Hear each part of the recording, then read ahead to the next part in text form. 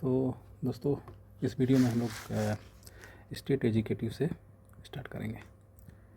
तो union executive हमने देखा था ऑलरेडी 52 से 79 तक, ठीक है। और ओवरऑल जो है यूनियन जो है 52 से आर्टिकल 123 तक था। 123 में क्या था? ऑर्डिनेंस का पावर था। तो इसके बाद हम लोग तो मोर और लेस सेम रहेगा। जैसे मैं थोड़ा बता देता हूँ। जैसे गवर्नर है तो यूनियन में उसका प्रेसिडेंट, और यहाँ सीएम है तो यहाँ पीएम। इसमें भी काउंसिल ऑफ मिनिस्टर होता है, इसमें भी काउंसिल ऑफ मिनिस्टर होता है। तो मोर और लेस सेम चलेगा। जो उसमें थोड़ा बहुत चेंजेस रहेगा वो आपको थोड़ा ध्यान से देखना पड़ेगा, उसी से क्वेश्चन बनते हैं। और ठीक है, और तो फिर आगे चलते हैं। तो फिर इसमें देखिए, जो हमारा पार्ट 6 है, पार्ट 5 में तो आपका यूनियन एग्जीक्यूटिव था।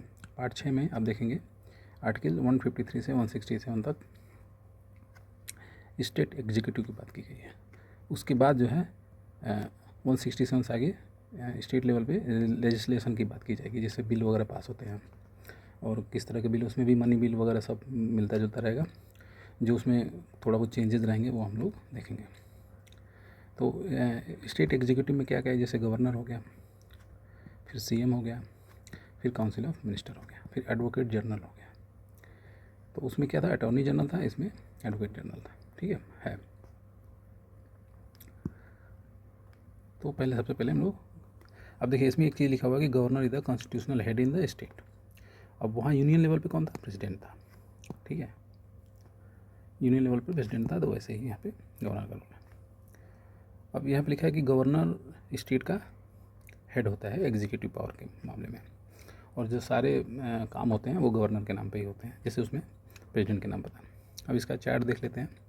तो स्टेट एग्जीक्यूटिव में आपका गवर्नर हो गया, स्टेट लेजिस्लेचर हो गया, फिर लेजिस्लेटिव असेंबली, और तो ये जो है लेजिस्लेटिव काउंसिल जो है ये सारे स्टेट्स में नहीं है, ठीक है। अब आर्टिकल 153 ये कह रहा है कि each state has a governor, ठीक है। हर स्टेट का एक गवर्नर होगा, ठीक है। और a person can be appointed as a constitutional more than one state. अब आर्टिकल जो 7th अमेंडमेंट था उसमें जो है गवर्नर को, देखिए इसमें नीचे लिखा भी हुआ है, गवर्नर को एक से अधिक राज्यों का मतलब दिया जा सकता है, चार्ज दिया जा सकता है। तो वो जॉइंट गवर्नर उस दोनों स्टेट का रहेगा, ठीक है। और ये एक्ट कब हुआ था पास? तो ये होता 1956 में। क्वालिफिकेशन में क्या है? आपका एज जो है 35 ईयर्स होना चाहिए, ठीक है। और सर्टेन कंडीशन होता है जो वो आर्टिकल 158 में दिया हुआ है, जैसे कि वो किसी हाउस का मेंबर नहीं होना चाहिए। ऑफिस ऑफ प्रॉफिट वो तो उसमें भी था सेम। और इसका जो अलाउंस और सैलरी वगैरह है वो जो है उसके टेन्योर में, ईयर में वो घटाई नहीं जा सकती है चीज़। और देखिए आर्टिकल 155 में क्या लिखा हुआ है कि अब ये ऑफिस का टर्म क्या क्या है, कि कैसे इसका अपॉइंटमेंट वगैरह होगा, वो सब इसमें। तो गवर्नर जो है वो प्रेसिडेंट को करेगा, ठीक है। और दूसरा 5 साल के लिए करेगा। जनरली 5 साल होता है, लेकिन वो आगे भी कर सकता है, ऐसा कोई वो नहीं है, बाउंडेशन नहीं है। और ये देखिए जो सबसे बड़ी चीज़ है कि गवर्नर जो है प्लेजर ऑफ द प्रेसिडेंट। तो इसका मतलब ये है कि प्रेसिडेंट जब तक जाएगा तब तक ये गवर्नर वो पोस्ट पे रहेगा। प्रेसिडेंट में क्या था? वहाँ पे इम्पीचमेंट वगैरह करके हटाया जाता था, इसमें ऐसा कुछ नहीं है। प्रेसिडेंट जब चाहेगा तब हटा करके बाहर कर देगा, ठीक है। और वो रिजाइन करेगा तो एड्रेस किसको करेगा? प्रेसिडेंट को करेगा, ठीक है। और ये जो गवर्नर वाला पोस्ट है, एक क्वेश्चन मैं पूछ रहा हूँ कि ये कहाँ से लिया गया है, कौन से आर्टिकल से इसका प्रोविज़न, मतलब इसका सोर्स क्या है? जैसे कॉन्स्टिट्यूशन में जो बोरो वगैरह हुए हों, तो किस देश के संविधान से इसको लिया गया, ये आप कमेंट सेक्शन में बताएंगे, ठीक है। और जो गवर्नर है वो चीफ जस्टिस ऑफ स्टेट, इसका अपॉइंटमेंट तो प्रेसिडेंट करेगा, लेकिन जो ये ओथ लेगा ये लेगा और सॉरी गवर्नर जो है एक, हाँ, इसका जो प्रेसिडेंट है वो तो करेगा। उसमें ये ओथ किसके सामने लगेगा? CJI of sorry chief justice of high court, concern state का जो हाई कोर्ट रहेगा उसका चीफ जस्टिस, ठीक है। और वो अगर नहीं रहता है तो जो सीनियर मोस्ट जज है वो सैलरी जैसा दिख रहा है 3.5 लाख रुपये, 5 लाख राष्ट्रपति का था, तो इसकी सैलरी जो है 3.5 लाख रुपये रहेगा। और अगर 2 से ज़्यादा स्टेट का अगर वो रहता है तो उसको एडिशनल सैलरी दी जाएगी, और जैसा प्रेसिडेंट डिटरमाइन करेगा वैसा, ऐसा नहीं है कि डबल हो जाएगा, ऐसा कुछ नहीं है। नो अरेस्ट और नो क्रिमिनल एक्शन, जब तक वो गवर्नर रहेगा तो कोई अरेस्ट और क्रिमिनल एक्शन उसके अगेंस्ट नहीं होगा। और यूटी में देखिए आप, दिल्ली, पुडुचेरी, अंडमान और ये सब में जहाँ पे MLA वगैरह का प्रोविज़न है, लेजिस्लेशन का प्रोविज़न, वहाँ पे लेफ्टिनेंट रहता है, लेफ्टिनेंट गवर्नर रहता है, ठीक है। और जहाँ पे जिस यूटी में ये स्टेट मशीनरी वगैरह नहीं रहती है वहाँ पे कमिश्नर वो लोग अपॉइंट कर देते हैं, ठीक है।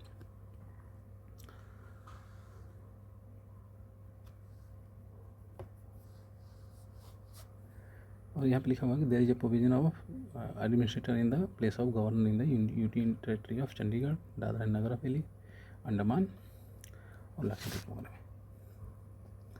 अच्छा, इसमें देखिए अंडमान नहीं है, दादरा एंड नगर हवेली है और दमन दीव है। यहाँ पे देखिए अंडमान है, तो अंडमान में तो आपका वो लेजिस्लेशन नहीं है, लेकिन फिर भी है, तो आप ऐसे याद कर लीजिए। दिल्ली पुडुचेरी में तो है ही, अंडमान हो गया, जम्मू कश्मीर और लद्दाख में नहीं है हमारे पास, तो ये सब में आपका LT रहता है, लेफ्टिनेंट गवर्नर।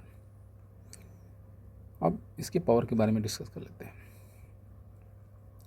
तो जैसे हमने देखा था कि राष्ट्रपति के तमाम पावर हैं, एग्जीक्यूटिव पावर हैं, लेजिस्लेटिव पावर हैं। तो एग्जीक्यूटिव पावर सबसे पहले देख लेते हैं कि क्या क्या ये अपॉइंटमेंट करे। जैसे चीफ मिनिस्टर का अपॉइंटमेंट करेगा। चीफ मिनिस्टर एक इलेक्ट नहीं होता है, इलेक्शन किसका होता है? MLA का होता है। MLA लोग फर्दर जिसको बोलते हैं, मतलब जिसके पास मेजॉरिटी रहती है उसको अपॉइंट करता है गवर्नर, ठीक है। और इसी के एडवाइस पे आपको चीफ मिनिस्टर जो है वो काउंसिल ऑफ मिनिस्टर बनाएगा। और क्या क्या करेगा? Chairman and member of the state public communication.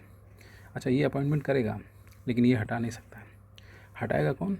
Only by, they can be remove by only by president on the advice of supreme court. Supreme court में matter जाएगा, फिर वो जांच वगैरह होगी। Although governor appoints the chairman and member of the state PSC, but ये जो है इसको हटाने वाला काम जो है प्रेसिडेंट करेगा, वो भी सुप्रीम कोर्ट के बाद, ठीक है। अब देखते हैं इसमें वाइस चांसलर वगैरह जो यूनिवर्सिटी वगैरह के जो डीन वगैरह वो लोग होते हैं, जो उनका अपॉइंटमेंट ये गवर्नर करेगा। लेकिन अब जैसे उसमें था कि प्रेसिडेंट जो है CM के एडवाइस को फॉलो करेगा, ऐसा है ना रूल्स में, और वो एक तरह से बाइंडिंग होता है। तो इसमें भी आपको काउंसिल ऑफ मिनिस्टर और हेडेड बाय CM ही जो कहेगा वही गवर्नर करेगा, ठीक है।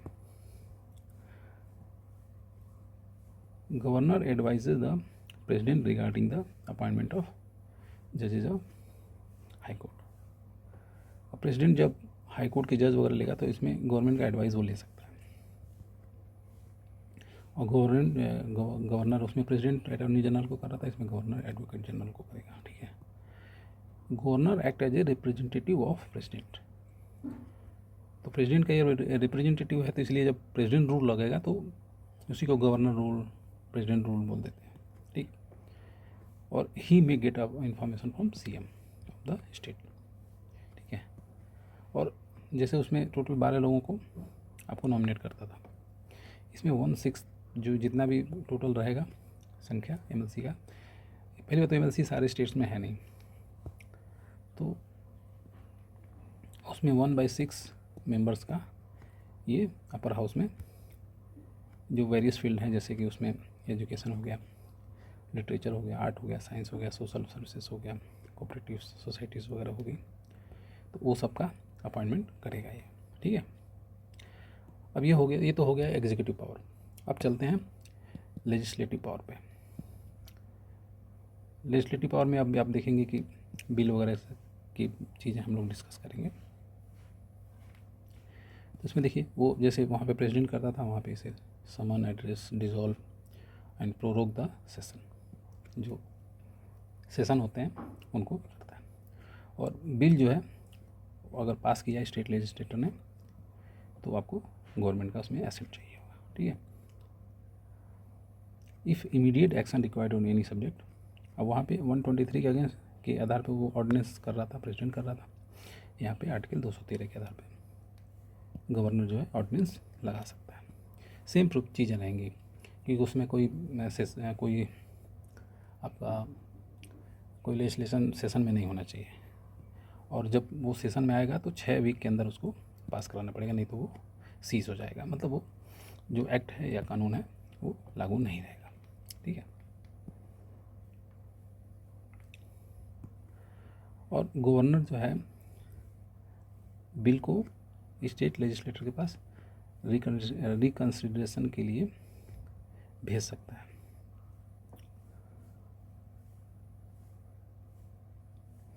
Send the bill back to the state legislator, ये मनी बिल में भी ये ऐसा कर सकता है। वहाँ पे मनी बिल को नहीं कर सकता था क्योंकि प्रायर अप्रूवल चाहिए, यहाँ पे कर सकता है। यहाँ पे ये देखिए ये एक अलग चीज़ है, तो इसको आपको थोड़ा सा इसको ध्यान देना पड़ेगा। लेकिन अगर अगेन उसने कर दिया तो governor is bound to give his assent उसमें देना ही पड़ेगा, ठीक है।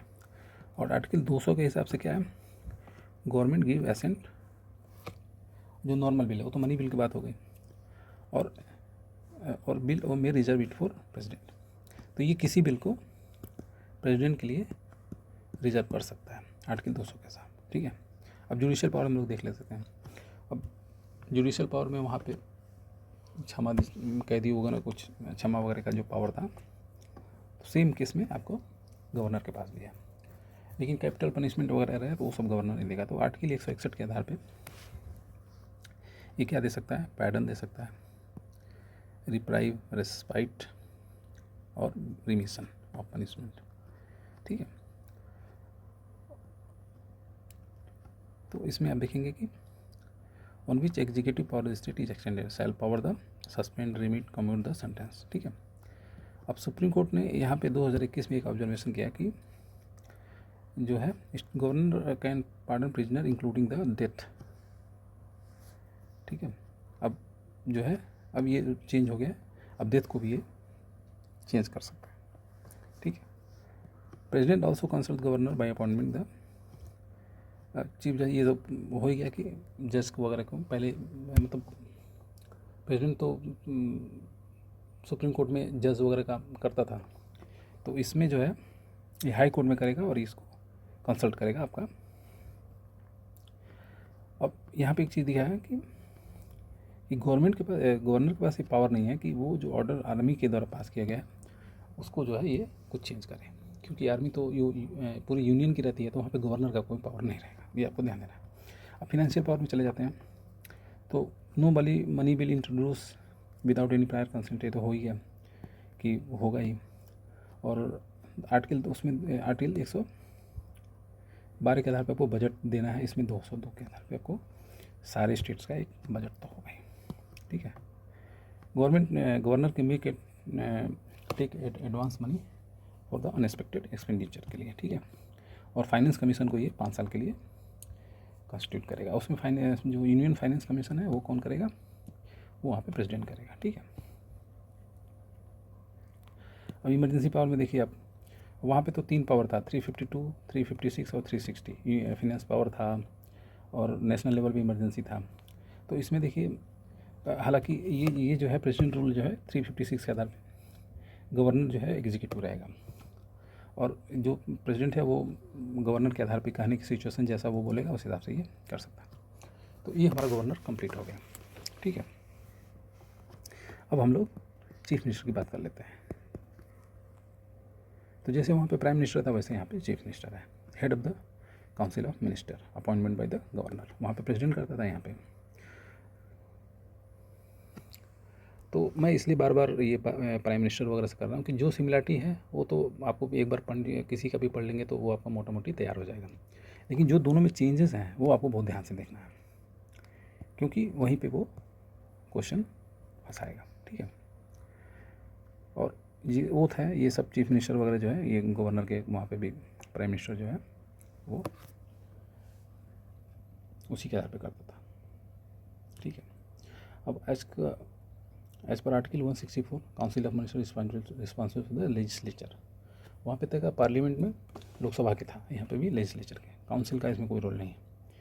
काउंसिल का इसमें बहुत ज़्यादा रोल, वहाँ पे राज्यसभा है ही, परमानेंट है, लेकिन चूँकि बहुत सारे राज्यों में है नहीं, तो इसीलिए उसका काउंसिल का बहुत ज़्यादा कुछ नहीं। और जो नो कॉन्फिडेंस है वो लेजिस्लेचर में ही होगा, और सीएम इंक्लूडिंग द सीओएम सबको रिजाइन करना पड़ेगा। Chief minister presided the over the meeting of council, जो मीटिंग होगी काउंसिल ऑफ मिनिस्टर की, उसमें जो है सीएम हेड रहेगा। और 167 के आधार पे जो चीफ मिनिस्टर है उसको गवर्नर को इन्फॉर्मेशन देना है। ठीक है, chief minister link the exchange information between council of minister and the governor. ठीक है, अब लेजिस्लेचर की बात कर लेते हैं। अभी तो एग्जीक्यूटिव की बात होगी, तो अब जैसे वहाँ पे था लोकसभा, राज्यसभा और प्रेसिडेंट 3 लोग मिलकर बनाते थे, इसमें भी है सेम है। जहाँ पे अगर 2 हाउस है तो वहाँ पे एमएलसी, एमएलए और आपका गवर्नर, और जहाँ पे 2 है वहाँ पे गवर्नर और, ठीक है। तो इसमें आप देखिए यहाँ पे दिया हुआ है करंटली 6 में है, जैसे आंध्र में है 58 सीट है, उत्तर प्रदेश में है 100 सीट, कर्नाटका में 75, तेलंगाना में 40, बिहार में 75 और महाराष्ट्र में 78। तो अब पहले अपर हाउस की बात कर लेते हैं। ठीक है, तो 169 के आधार पे इसका कॉन्स्टिट्यूट होगा ये। ठीक है, और अगर क्रिएट करना है तो लेजिस्लेटिव असेंबली को 2/3 मेजॉरिटी से आपको ये बिल पास करना पड़ेगा। ठीक है, sorry if resolution pass in the regard respect to state by simple majority and at least member budget, और रहेगा सिंपल मेजॉरिटी, लेकिन 2/3 में जो है जो प्रेजेंट एंड वोटिंग रहेगा वो रहेगा, तो इसको क्रिएट किया जा सकता है। और ये अपर हाउस होता है। ठीक है, टोटल नंबर ऑफ लेजिस्लेटिव जो है, जैसे अभी यूपी में 403 है एमएलए, तो 1/3 कितना हुआ, करीब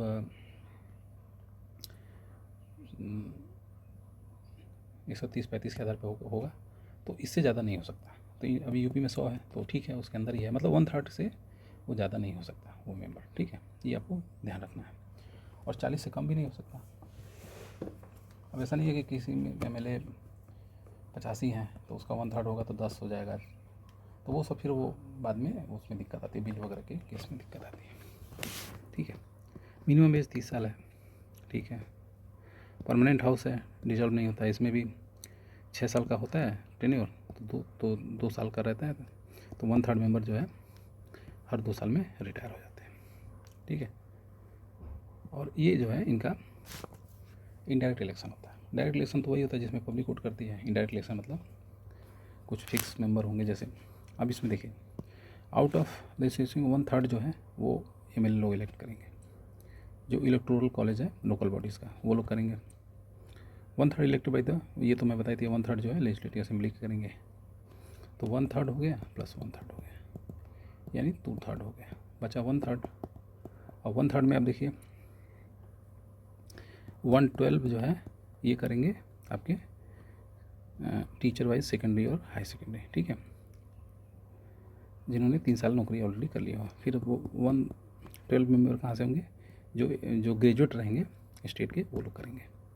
ठीक है, 3 साल हो गया हो जिनको, प्लस 1/6, तो ये हो गया 1/6, प्लस 1/6, ये हो गया 1/3। तो 1/6 कहाँ से आएंगे, ये जो है गवर्नर जो है, जैसे मैं बताया था कि अपना, तो ये कंप्लीट हो गया ना मेंबर्स सारे।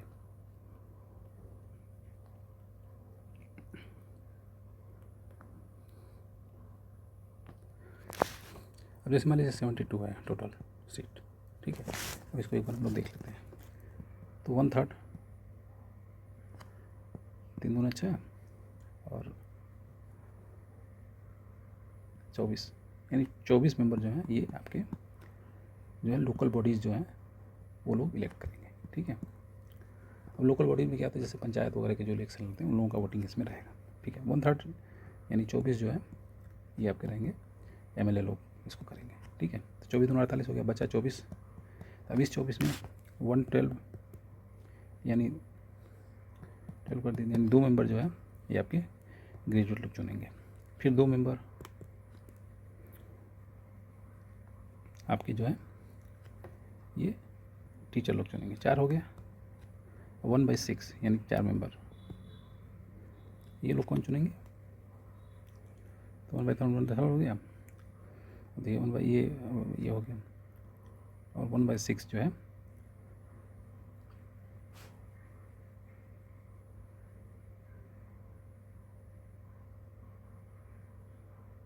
तो 1/6 जो मेंबर है ये गवर्नर नॉमिनेट कर देगा, तो ये 24 हो जाएंगे। तो इस तरीके से आपको, अब इसमें आप चीज़ देखेंगे कि ये जो 24 है ये बचा, तो अब इसका 1/12, इसका 1/12 नहीं, इसका तो मैं कर रहा था। तो 6 मेंबर आपके ये आपके टीचर्स लोग कर लेंगे, और ये 6 मेंबर 6 + 6 ये आपके हो जाएंगे ग्रेजुएट लोगों के, 12 हो गया। और 12 मेंबर जो है आपके वो गवर्नर अपॉइंटमेंट करते हैं, ठीक है। ये हो गया ना क्लियर। और जो है ये जो है एक डिप्टी चेयरमैन का ये लोग अपना चुनाव करेंगे, ठीक है। And the chairman and deputy chairman of the legislative can be, और अच्छा देखिए उसमें जो चेयरमैन था वो वाइस प्रेसिडेंट था इसमें, लेकिन आपको खुद का बनाना पड़ेगा क्योंकि इसमें कोई वाइस गवर्नर जैसा कोई पोस्ट तो है नहीं, ठीक है। तो इसलिए, और जो चेयरमैन और डिप्टी चेयरमैन रहेगा वो लोग आपस में अगर रिज़ाइन करना है तो आपस में कर लेंगे। और चेयरमैन और डिप्टी चेयरमैन जो है वो अपने पोस्ट से कैसे हटाएंगे, तो वही सेम प्रोसीजर है। वाइस प्रेसिडेंट और प्रेसिडेंट का जो है 14 दिन पहले आपको नोटिस देना रहेगा, और मेजॉरिटी जो है उसको रिमूव कर सकती है। अब सेकंड हाउस की बात कर लेते हैं, लेजिस्लेटिव असेंबली की। तो वो 169 आर्टिकल में था, ये 170 में है इसका प्रोविज़न, ठीक है। और ये डिज़ोल्व हो सकता है, ये 5 साल का रहता है। वो कितने साल का था उसका मेंबर्स का, वो उसका टेन्योर, मतलब वो कभी डिज़ोल्व नहीं होगा, लेकिन उसके मेंबर जो है 6 साल के रहेंगे, हर 2 साल में मेंबर्स रिटायर होंगे। अब इसमें 5 साल का फिक्स टेन्योर है, और गवर्नर जो है अगर एडवाइस करता है चीफ मिनिस्टर या काउंसिल ऑफ मिनिस्टर तो 5 साल के पहले भी वो कर सकता है। इसमें लिमिट जो है 25 साल आपका एज होना चाहिए। एडल्ट सफरेज मतलब 18 साल के ऊपर जो है जो भी लोग हैं वो वोट करेंगे, और इसकी संख्या मैक्सिमम 500 हो सकती है, और मिनिमम, हालांकि कुछ स्टेट में इसका अपवाद है, जो छोटे स्टेट हैं वहाँ पे मेंबर उतने नहीं हैं, जैसे गोवा और मिजोरम में 40 हैं, सिक्किम में 32 हैं, ठीक है। तो ये आपका, और इसमें वो रिजर्वेशन वगैरह का भी दिया हुआ है, तो आप लोग देख लीजिएगा टोटल कितनी लेजिस्लेटिव असेंबली है, रिजर्व अनरिजर्व सीट कितनी है, रिजर्व सीट कितनी है, सब दिया हुआ है, ठीक है। उसको एक बार गो थ्रू कर लेने से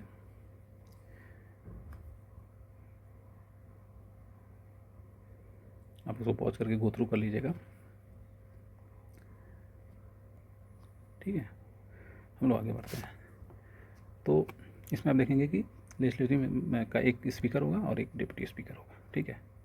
मनी बिल को डिसाइड कौन करेगा, जैसे उसमें सब सेम ही है, उसमें लोकसभा का स्पीकर ही सब डिसाइड वगैरह करता है, और ये वोट नहीं करेगा, जो लेजिस्लेटिव असेंबली का जो स्पीकर वोट नहीं करेगा। लेकिन अगर जो है टाई हो जाता है तो कास्ट वोट, तो इसको कास्टिंग वोट बोलते हैं, एक टर्म होता है कास्टिंग वोट। तो कभी एग्जाम में आ जाएगी कास्टिंग वोट क्या है, तो वो इन केस ऑफ टाई जो स्पीकर कैन वोट वो आपका टाई होता है, कास्टिंग वोट होता है, ठीक है। और स्पीकर और डिप्टी स्पीकर ऑफ द देश जो है एक दूसरे का एड्रेस करके ये लोग रिजाइन वगैरह कर सकते हैं, ठीक है। और स्पीकर डिप्टी स्पीकर जो है सिंपल मेजॉरिटी से 14 दिन के एडवांस में इन लोगों को हटाया जा सकता है। कोरम वहाँ पे भी एक 1/10 था, यहाँ भी 1/10 है, ठीक है। Function and power of the legislature अब देख लेते हैं। तो इसमें जो यूनियन लिस्ट थी उसमें जो है यूनियन प्लस जो है रेजिडुअल जो मतलब इन दोनों में नहीं है, जो यूनियन स्टेट लिस्ट हो गया, एक कॉन्करेंट लिस्ट हो गया। कॉन्करेंट में दोनों लोग रूल बना सकते हैं। कॉन्करेंट लिस्ट में जब रूल बनेगा, लेकिन उसमें अगर सेंटर भी आ जाता है तो सेंटर वाला प्रिवेल करेगा, ठीक है। तो अब ये हो गया। अब स्टेट लिस्ट में जो भी सब्जेक्ट हैं उस पर ये लोग कानून बना सकते हैं, कॉन्करेंट लिस्ट में भी करा सकते हैं। तो well law made by the contradict, तो पार्लियामेंट वाला जो लॉ है वो अल्टीमेटली प्रिवेल करेगा, ठीक है। On the beginning of the every financial year annual statement, annual जो बजट है वो 2 आर्टिकल 202 के आधार पर करना ही है। और मनी बिल जो है वो हमेशा जो है ये लेजिस्लेटिव असेंबली में ही होगा, ठीक है। और मनी बिल को अगर काउंसिल में भेजा भी जाता है तो वो पास करे ना करे उसको बहुत मैटर नहीं करता है, उसके एडवाइस को भी बहुत मैटर नहीं करता है, ठीक है। तो वो सब प्रोविजन सेम ही है। Only elected member of the legislative. अब इसमें जो इलेक्टेड मेंबर हैं वही लोग प्रेसिडेंट में वोटिंग करते हैं। इसमें लेजिस्लेटिव काउंसिल हर स्टेट में है नहीं, तो वो को वोटिंग पावर तो है नहीं, तो वोटिंग पावर दे देंगे तो फिर वो स्टेट की वैल्यू बढ़ जाएगी। तो और 1/3 जो है लेजिस्लेटिव काउंसिल जो है ये मेंबर जो है यही लोग करते हैं, मतलब एमएलए लोग ही एमएलसी के करते हैं। ये तो हम लोग ऑलरेडी कर लिए थे। तो स्टेट एग्जीक्यूटिव भी कंप्लीट हो गया। अब हम लोग नेक्स्ट वीडियो में नेशनल सिंबल और पंचायती राज वगैरह, अब ज़्यादा कुछ बचा नहीं है, अब हार्डली हमारा 1-2 वीडियो में ख़त्म हो जाएगा, ठीक है। तो वीडियो आपको कैसा लगा आप ज़रूर बताइए। Thank you.